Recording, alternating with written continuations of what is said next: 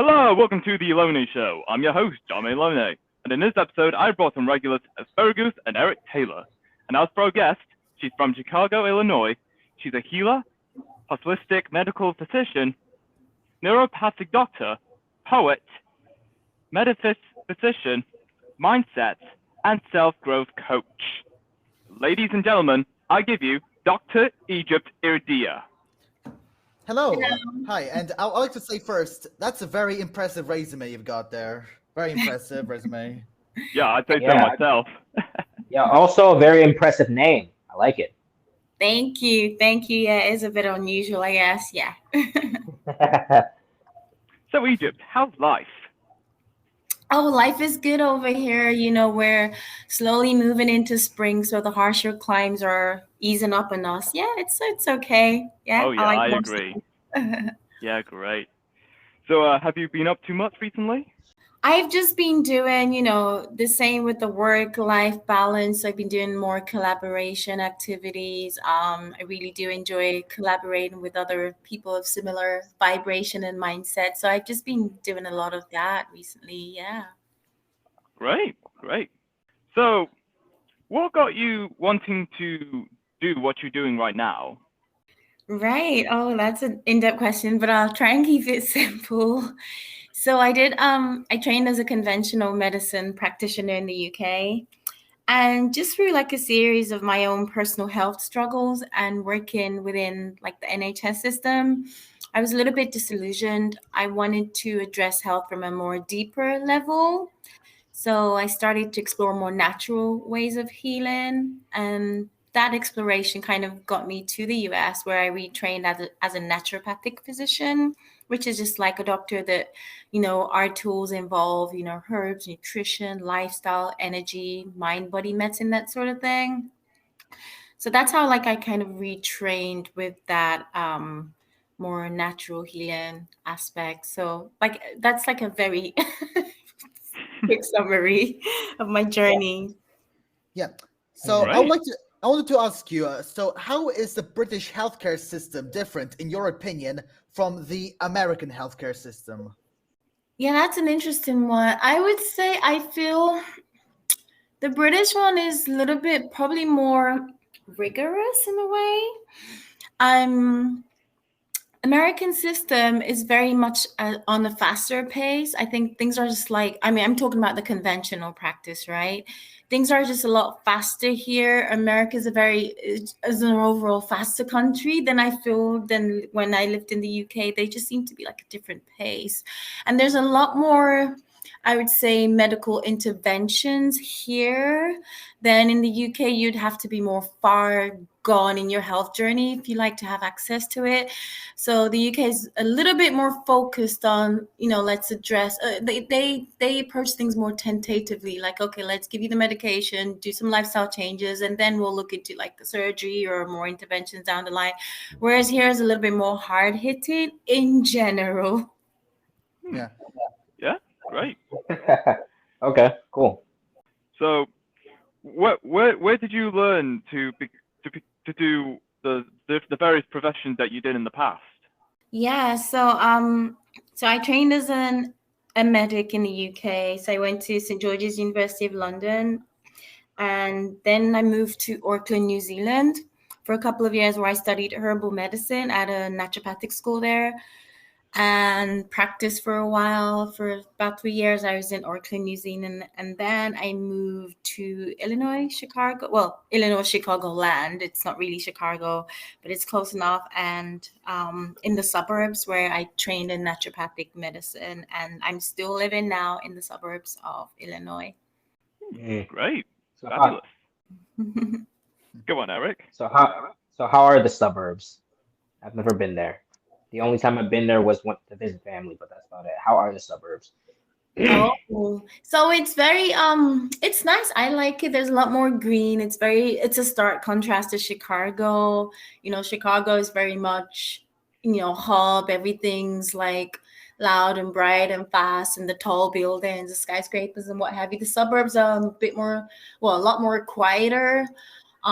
less densely populated. It's calm, and people think Chicago, you hear in the news, and it's like all this crime and craziness, but the suburbs is pretty much boring. The crime rate, there's crime everywhere, but the crime rate is a much lower. It's more family orientated, and I like that because as I've grown older, I've just gravitated to a more simpler, slower way of life. So the suburbs suits me for this phase of my life right now. Mm-hmm. I'm not gonna lie. I could probably see myself living in the suburbs too because I don't know. I don't do anything. Like I hardly go out of my house. The only time I really go out of my house to get something to eat and walk my dog, that's about it. I could see myself living in a quiet neighborhood. Yeah, it's nice, isn't it? Peace and quiet. Well, Oh yeah, absolutely. I can't really agree with you because I live in a business district of Amsterdam currently, and I must say I really enjoy life here. I'm living next to a railway station, and it's pretty nice. It's pretty well developed. It's close to the stores. I can just ride on my bike here. I just don't know if when I get older I may emigrate to the countryside and I don't know, like start a farm there or something. I don't know, Yeah. like whatever Jeremy Clarkson's doing right now in the UK, but. I don't know. I like the urban life right now. Mm. Oh, oh, Mhm. well, yeah. I don't mind moving to a nice neighborhood as long as it's as long as it's quiet and there's barely any crime. I mean, there could be Mhm. definitely be stores next to it because it would be easy, but you know. Yeah. Yeah. Mm. That's basically where I am right now. I live in a very quiet suburban neighborhood. The crime rate, literally in the north of England, is like the lowest that you've ever Mm. seen. But yeah, it's great. Well, the only downside is the neighbors, given that some of them are like antisocial ever. They don't want to talk to you. They're gonna like look down on you like, we're the best, we're better than you, and we got a lot of moolah, la ha ha ha. But yeah, it Yeah, is it is what it is, it's like and that. I pretty much like it. Yeah. Has there been any like racist neighbors or anything like that? Oh no, we didn't have those kind of neighbors. In fact, the neighbors next door are actually from Shanghai in China. All right. Yeah, All right, that's what I'm talking about. and then the new neighbors next door. What the wife, the wife of the new neighbors actually from Asia. I don't know where exactly. I never asked, but yeah, our neighborhood's quite kind of diverse. So yeah, it's pretty great. Oh, fantastic. Mhm. All right. So, what was life for you growing up? Oh, life for me growing up. So basically I'm like second generation Nigerian that moved to the UK. So growing up, I had that, I guess I was a third culture kid, they call it, or I'm not sure. Like I had that mixture of influences from like my West African background and also like the British influences around me. So I always kind of like didn't feel like I fully fit in or integrated into either system. When I would go back home for holidays to Nigeria, I would be different, right? Because I didn't really adopt the culture fully as people who'd been there all their life. And when I was in the UK, obviously I was kind of different as well. But I guess inherently, I probably identify more with British culture than my Nigerian culture, just because like where we live, most of my friends, my cultural influences and like movie and film and music was very much, British or American. So I guess I maybe identified more with that culture, but deep inside me, I've always kind of felt a little bit like an outcast. Like I don't really, people ask me where you from sometimes, and for me, that's just a loaded question because I'm like, do you mean where I was born, where I grew up, where I lived, where I work? Like it's so. Yeah. Yeah, I feel Yeah. you. I feel you. Yeah, yeah. Yeah, I feel you on the outcast thing. Like, a lot of people said I sounded white my entire life. It's kind of true, but Oh yeah. I can certainly understand you as well. Yeah, I because can see that. yeah, I mean, yeah, because I'm black, so it's like people always said I sounded white. Probably because I went to a lot of good schools. They were never in my neighborhood. All right. Okay, that's really interesting because I can kind of I don't know too much about sort of American intonations, but I get a general feel for like the African American intonation and the general Caucasian intonation. And yeah, from your intonation, I would have probably made that mistake as well. I can certainly also understand, your confusion about identity because I am Russian. I was born in Russia, but then in 2010, I believe, I moved from Moscow to Portugal, and I stayed there. Like I lived there. Like currently, I study in Amsterdam, but I was educated at a British school there. I met a lot of British people there. So like at home, I was like speaking Russian, but outside, where I was with all my friends, I was speaking English, and it kind of created this double identity within me, where I was starting to lose my Russian language, and like just kind of lose that Russian part of myself as I was assimilating into this European culture. But still, deep inside, I identify as a Russian, but someone who grew up in Europe, someone who appreciates European values, such as Western democracy and all that. So like it's just I don't know, especially in the light of recent events going on in Russia.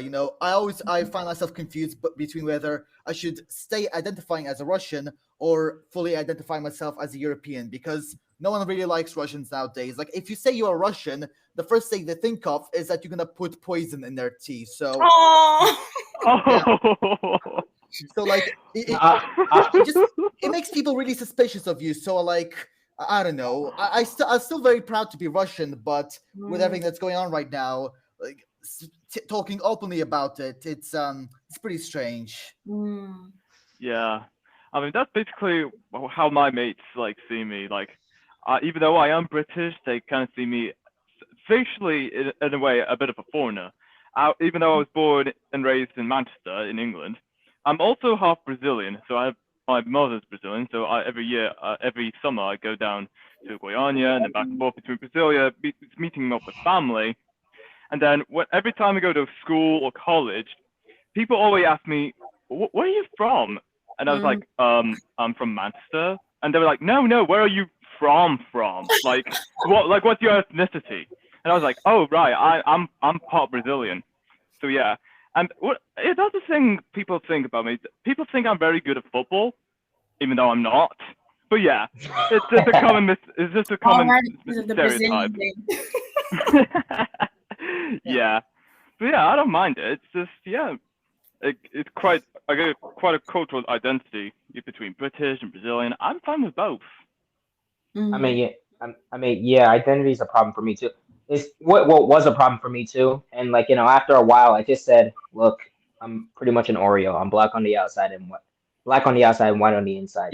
Like, I don't know. Certain things I did was white like Caucasian like. So it's like, all right, that's because I hung around a bunch of Caucasian people like my entire life. I never. Oh, okay. In school, like outside of school was black people. Well, was African American, black people, like Spanish people, whatever. And like but in school was like mainly Caucasian. It was pretty good though. I like it. I like that. Yeah, cool. Because my mom wanted the best for me. Yeah, good for her. So that's great. I mean, I can definitely relate with what you said there, because even with me, certain practices that I've just adopted over my lifestyle. For example, I practice yoga, I practice meditation and Buddhism. I'm vegan. So some people see me and, and being in the United States, when you're seen the first time as a Black person, they identify you as African American. And in my case, I consider myself more African British, right? Because that's how I grew up. But people are like, "Oh, you're vegan and plant-based? Like, that's kind of weird because you're Black and you do yoga." And I'm like, "Yeah." And they're like, "That's like a white thing." And I'm like, to me, it's not a white or a Black thing. It's just something that my heart gravitates to and I enjoy. In my head, I don't have white or Black thing. I just do what I enjoy and like. Yeah, it's like but I don't know, like our cultures like these days, they've become in a way. A lot of people they see these cultures as an other. So like I don't really know how to describe it with all this anti-immigrant sentiment going on in Europe. Like a lot of like aspects of Muslim culture, they're seen as barbaric, and even though like a lot of us we eat halal meat. For example, I go sometimes to my local kebab store and I eat some kebab. It's very delicious. So like I don't know, like I feel we really need to unite, culturally. I think we should really stop with all this idea, we're all a bunch of, just these people are bad, we are good, our culture is superior. It's just, that's not really the case. We live in a globalized world. Like we each consume products from different countries. You Yes. can't really say that Chinese culture is bad when literally, most of the cars are made in China. Most of the things are made in China. Even some of the phones we buy are Chinese, like Xiaomi and all those. What were those? What were those like? How are they called? Other phone brands. I Androids, remember. Android, Samsung. Yeah, most of No, the Android yeah, phones. Huawei? Xiaomi, Huawei, yeah, all those phones, yeah, they are made in China. So like, I don't know, all of the actors like we have in films these days, they are Chinese. So like, we can't really say that all these other cultures, are inferior when, we live in a globalized world where we all cultures are kind of interconnected. I don't know what I'm saying, but I don't guess I'm just trying to say No, that I get you. You make a good point. we're all You connected. make a So good point, yeah. yeah, we're all connected, so don't need to say all each other's cultures are inferior. So sorry. I mean, yeah. Like for instance, I know that some black people are vegan too. I've never seen a vegan black person, but I know that we don't all eat chicken. I'm or watermelon. A watermelon. I'll be honest. I don't care if you say that I eat chicken because I actually do eat chicken, but don't ever say I eat watermelon because I hate watermelon. I like grapes. I like green grapes. Yeah. Yeah. I like green grapes too. So, what were the high and low points throughout your entire career? Oh, that's an interesting one. So I would say, okay, let's start with the low point. I think for me, a big low point was just when I was trying to transition out of conventional medicine practice, just because for me, what I identified as true deep healing addresses both the mind, body, spirit, soul, and your environment.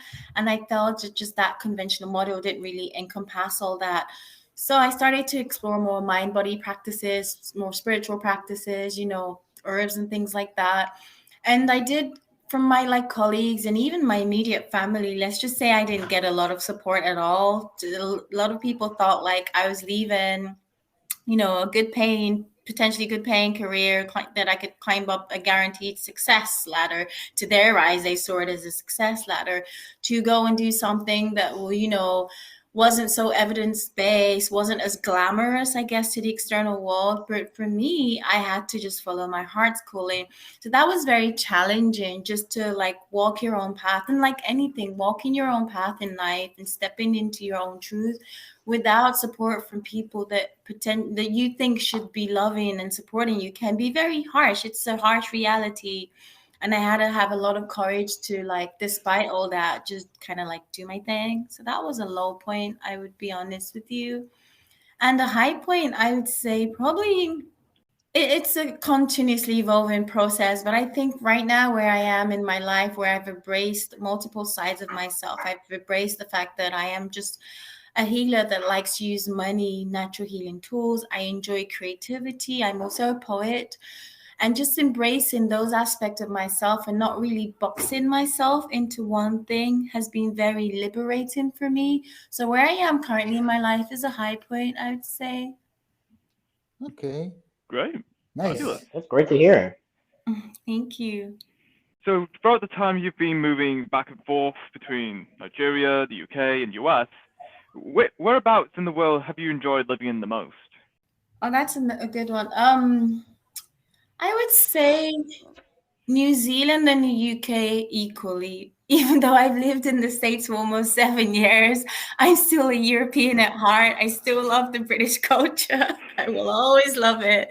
I probably will move back in future. It's just more me, I think. We have people here from the US and the UK, and it's just different. I've experienced both worlds, and it's just different. And I just feel like, New Zealand culture and the UK culture are kind of similar as well. But I've enjoyed those two places the most. Great. And How old are you? Wait, I'm 40. Okay. For a second, Wait, what happened? yeah. Oh, I'm 40. Did someone ask? Oh, okay. Oh, wow. I'm not gonna lie. I thought you were at least 20 something. I'm not gonna lie. Oh, You thank just you. sound young. Yeah, I thought you were younger too, but I don't know, that's quite a shock to me. It doesn't really bother me. Honestly, I don't care, about that information. Like, Oh yeah. What Oh is my going on? gosh. Yeah. Exactly. Yeah, good. Yeah. So So yeah. go on. I gotta say to you, I also kind of identify with British culture. Like I really like BBC. Like Top Gear is the thing that I Yeah. grew up on. So Oh yeah. Oh yeah. I'm sorry. I'm sorry. Every time when you guys say BBC, I think of something else. I have a dirty Of mind. course, of course you do. Of course I, you do. I don't because know. you That's just an odd name. But it does mean something. British Broadcasting Corporation. Yeah. It's an yes, acronym. Oh no, I know. yeah, and it's much better than whatever kind of news coverage you got there in America. Yep. I'll be honest. I'll be honest. I'll be honest. I don't really watch the news like that, so that doesn't really bother me. There's Well, always a lot of things going on down there. yep. I mean, I I might tune in just for the weather, but that's about it. Yeah. Yeah. Yeah. The weather's good. Mm. So, what do you enjoy about what you're doing right now?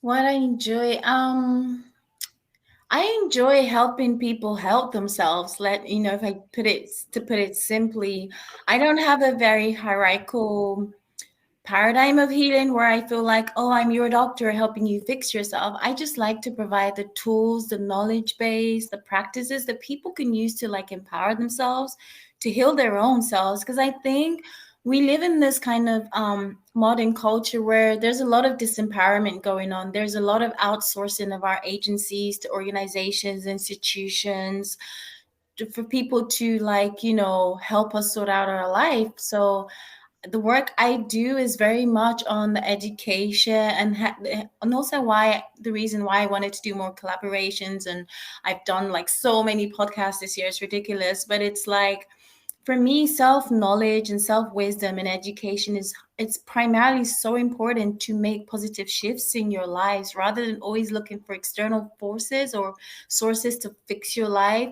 Just empowering yourself with the knowledge and tools and practices to help yourself. And that's what I enjoy, that I'm like just helping people make their lives better, because really all I want to do is make my own life better, and that's a very Yeah. beautiful, empowering practice, and just being gifted to be in this space that I can help and support people that way. It's a blessing. It really is a blessing and a privilege, I feel. Great. That's true. That's really true. Also, it's ironic because we actually have a friend who says education is useless. Mm. I'm Yeah. not gonna lie. I don't know why. Who would Well, say that? but it depends on where they're coming from, like what they can, like what paradigm. I mean, one thing about me, I have a son. I actually unschool him. I don't know if any of you have heard of that, like unschooling. So he doesn't go to conventional school, but he's home educated, and we don't necessarily just do homeschooling. We do unschooling. So he's educated, but not in the conventional sense. Because I mean, having been through the conventional systems of education, I do see a lot of areas of challenge or problems within it. So maybe he meant like the conventional education, not like education as in learning. I don't know. Depends on where he's coming from. I'm not sure. Oh Mm, yeah, I I don't see where know. you're coming from. That's Yeah. pretty Uh, effective too. I like that. yeah. Mm. Also, like, has any weird things happened to you throughout your career? Like any weird people have you ever met? Oh yeah. Of course.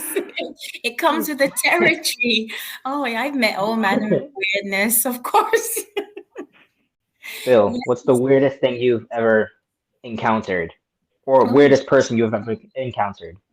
oh my gosh. Wow, I don't even know if, because I think I'm a pretty weird person as well. So my tolerance for weirdness is pretty high, Um, I don't know. I mean, I did once do like a residency on a psych ward. So I did meet a lot of people with bizarre hallucinations. Like one person thought he was literally Jesus, the manifest of Jesus, and he felt like there was another lady who felt she was like 9 months pregnant and she wasn't pregnant at all, and she was like, I'm going to deliver my baby. And it was on a psych ward. So you see all manner of crazies. So those are probably like one of the most weirdest things that I've seen. But then I see I have weird clients and patients and just people in general. To me, it's almost just part of the job. I'll be honest with you. There's psych wards that are much worse. Like if you go to Russia, literally, it's an entire psych ward. Like all those people who like support Putin's party, like that's a proper psych ward. Those guys need to be like put in like actual like mental asylums. Like put them in Arkham Asylum or something. I don't know.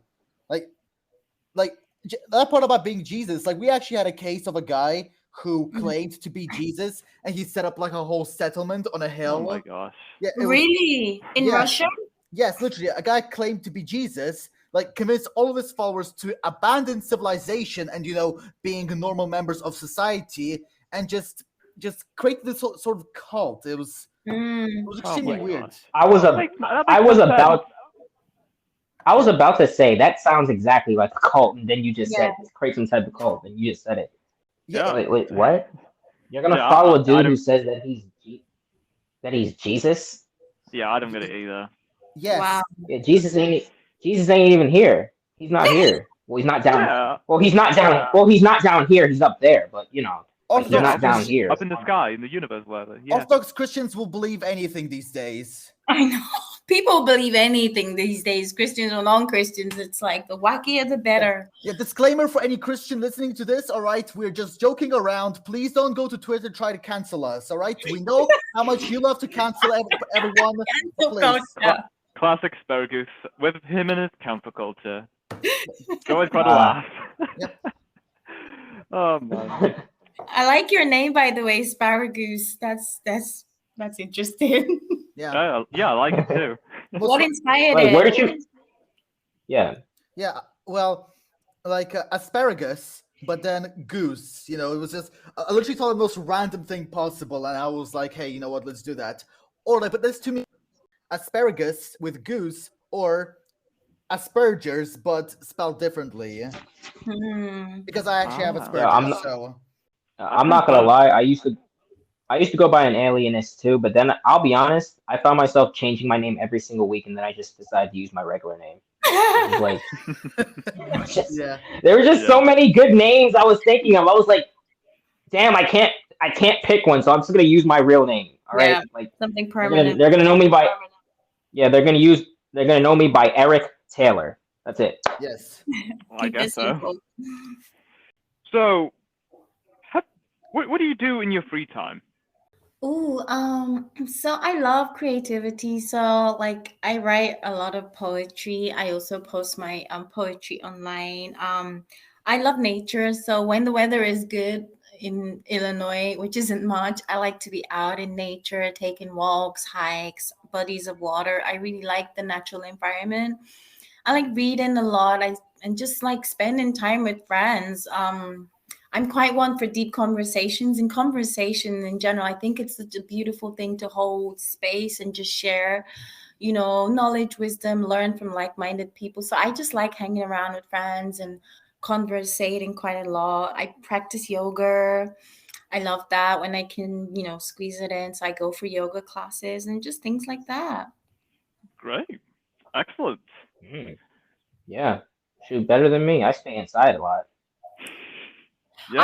I enjoy. I'm a bit of a homebody. I enjoy that like serenity and coziness of the home environment as well. So I enjoy being at home because, especially like for me, I find sometimes the outside world is just so stimulating. There's so much to do, and there's the noise and the pollution and the traffic. So I try and make a very serene environment in my home to just have that sanity, So I enjoy being at home too.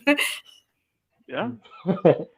Yeah, I do enjoy staying at home as well. Just like relaxing, watching a bit of YouTube, and maybe do some exercise once in a while. But that's about it, really. But yeah. Yeah. Shoot, as long as I have food and entertainment, I'm good. Yeah. Yep. Same with me. So, out of the professions you've done in the past, which one is your most favorite? Oh, that's an interesting question. I mean, for me, I guess my most favorite, if I was to choose one, would be, well, it's hard to choose one. I would say, ironically, the poetry and also like my metaphysics, because I'm very into like spirituality and metaphysical exploration. Even though I don't consider that so much as a profession, it's just something that I'm deeply interested in, and I do try and bring it into everything that I do. So like for me, I feel I'm on this spiritual journey, this path of truth. I'm very much one to like research and explore and look into conspiracy theories and things like that. I love it. I've always loved stuff like that, to open my mind, be open to new things. Just I like to know the truth about things. I'm that kind of person. So that's my most favorite thing. I could do all day whether I got paid or not, basically. Great, fabulous. Yeah, it's interesting. What was the strangest dream you've had? Oh my gosh. I don't even know if I had. I've had quite a few strange ones. I don't know if I've had a strangest dream, but I can't remember the fine details of the dream. But for me, it was a lucid dream. You know about lucid dreaming? Yeah. Mm-hmm. Yeah, so when you're in the dream and you know you're dreaming and it's just like you're fully conscious, but you're in the dream. So my lucid dreamings have been pretty strange. And once I had, because I take a lot of herbs and medicinal mushrooms, and I like to do a lot of sacred plant herbalism. So I took a lot of, I think it was reishi or sharga, one of them. I believe it was reishi, and I had a very powerful lucid dream. Like I could not even tell it was a dream when I woke up. And then later I did the research, because I was trying, I like to correlate what I did in the daytime to how my dream experiences are, because I'm very much in tune with my dreams. And then I researched and found out that I think it's reishi taken in high doses can really push you into powerful lucid dream states. And I had taken a lot of reishi that day, so it was the reishi essentially. So yeah, I had a pretty strange dream. Yeah, that is quite strange. I must say, that's quite interesting. Yeah, I think I've had a lucid dream one time too, but I don't know. I think I also had like sleep paralysis at one point too. It's like it was a while ago. Mm. It was weird. It was weird. I couldn't move. I mean, I kind of broke out of it, but it's like I was just so it was just so weird because like my dog was like right next to me and I couldn't move my body at all. Wow. Yeah, I I forgot remember what I this. was dreaming about though. Yeah. So I remember having this one lucid dream. I was in my room. My sister came in, which is quite ironic because she's currently in Leeds for university. So yeah, I thought, is this even real? And I woke up and realized, oh man, it's just a dream. And that's the only dream that I should fully remember, because I thought for a second my sister was actually home right now, but she isn't. She's in Leeds for university, whatever. But yeah, Right. this is Yeah, there been plenty of times where I was upset that something was a dream. Like Oh, like good. I would like I would wake up and be like, "Damn, bro, this is just a dream." I was actually upset. Sometimes I would even sometimes I would even shed a tear. I'm like, "Damn." Because it was so good, right? Yes, it was. Yes, that's how good the dreams were. Oh, some things are just too good to be true. I know, right? Right. Oh yeah. uh, and that is all we have for this episode. It was great having you here, Egypt, talking about the things you've done, your professions, traveling across the world. Oh my gosh, that's a lot to take in. Thank Great. you so Yeah. much. Thank you for having me. It was great conversating with all of you, Eric, Asparagoose, Jamie. Thank you. No You're worries. welcome. Anytime. It was a glorious podcast. Yes. Fabulous. Absolutely. Yes. And until next time, stay tuned for more.